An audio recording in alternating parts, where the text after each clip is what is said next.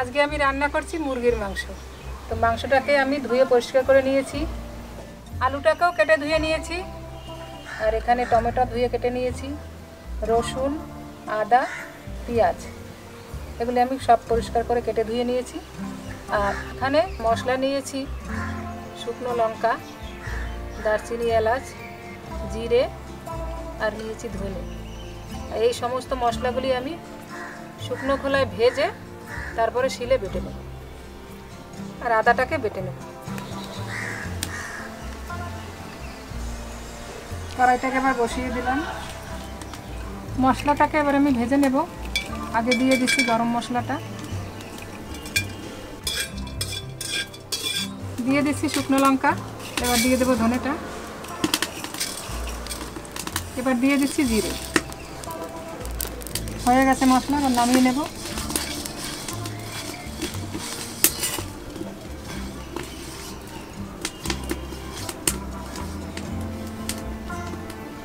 মশলাটা আমি বেটে নেব এখন।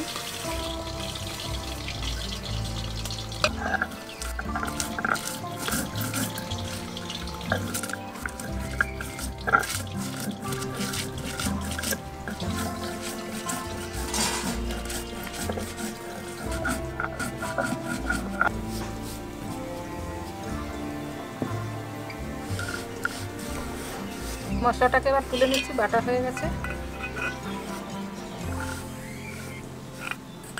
এবার আদা বেটে নেব।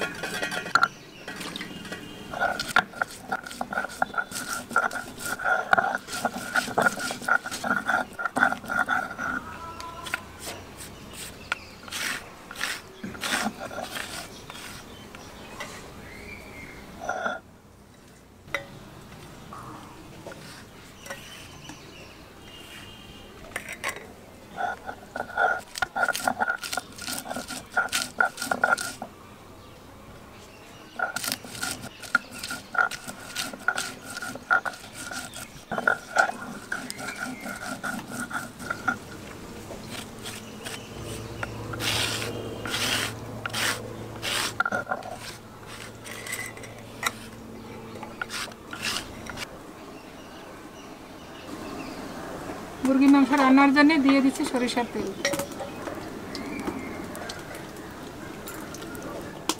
আলুটাকে নুন হলুদ ছাড়াই ভেজে নেব।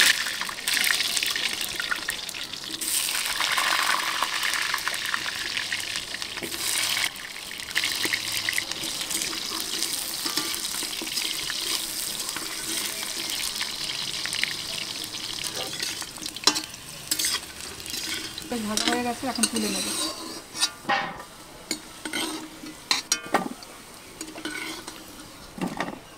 এই তেলের মধ্যে আমি মাংসটাকে রান্না করছি। এবার শুকনো লঙ্কা, তেজপাতা আর দিয়ে দিলাম জিরে,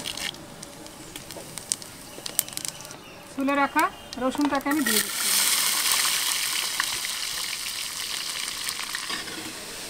রসুনটা একটু ভাজা ভাজা হয়েছে, এরকম করে এর মধ্যে দিয়ে দেবো আমি পেঁয়াজ।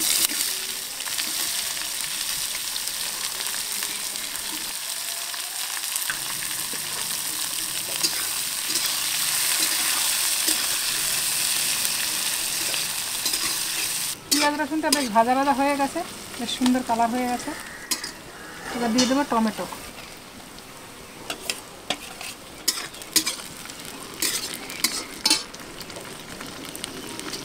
দিয়ে দেবো আদা বাটা, কাঁচা লঙ্কা বাটা,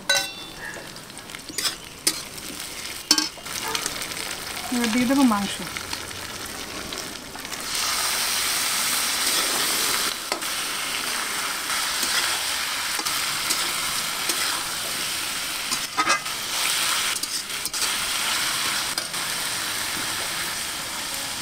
পরিমাণ মতো নুন দিয়ে দিলাম, হলুদ দিয়ে দিলাম।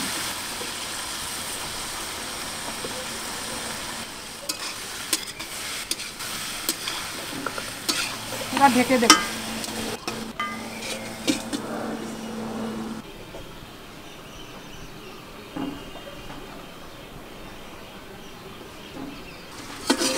এবার ঢাকনাটাকে তুলে দিচ্ছি।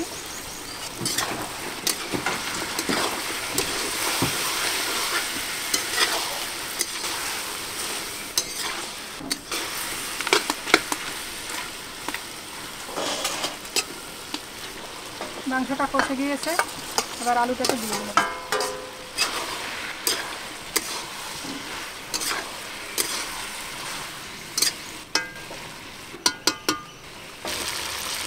ভাজা মশলাটাকে এখন দিয়ে দিলাম।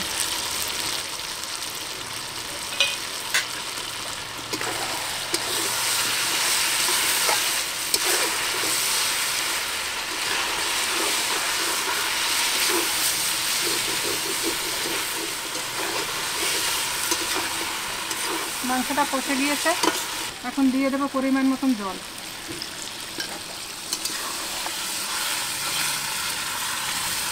ঝোলটা যে যেমন খাবেন তেমনি দেবেন। আমি একটু ঝোল ঝোল দিলাম, কাঠের জাল তো ঝোলটা টেনে যাবে।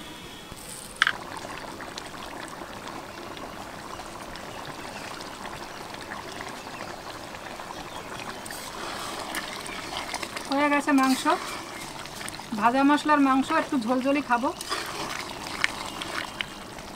তাই এখন নামিয়ে দিচ্ছি। নুনটা একটু দেখে নিচ্ছি।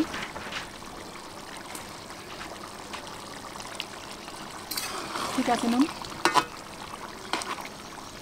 এবার এখন নামিয়ে দেবো মাংসটাকে।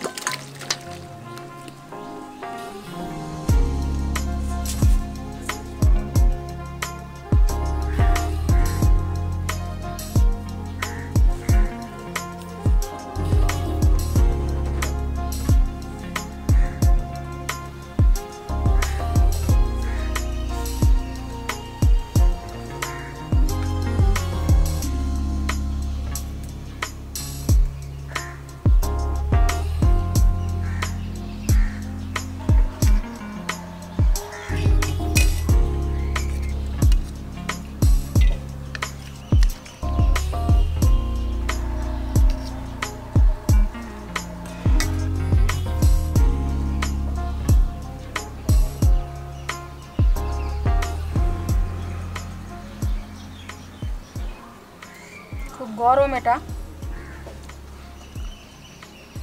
ভাজা মশলার মাংস খেতে ভালোই লাগছে। এরকম খেয়ে দেখবেন, বানিয়ে ভালো লাগবে। ভাজা মশলার মাংস এভাবে বানিয়ে খাবেন, ভালো লাগবে খেতে। আর আমার চ্যানেলটিকে সাবস্ক্রাইব করবেন, বেল আইকনটি টিপে দেবেন।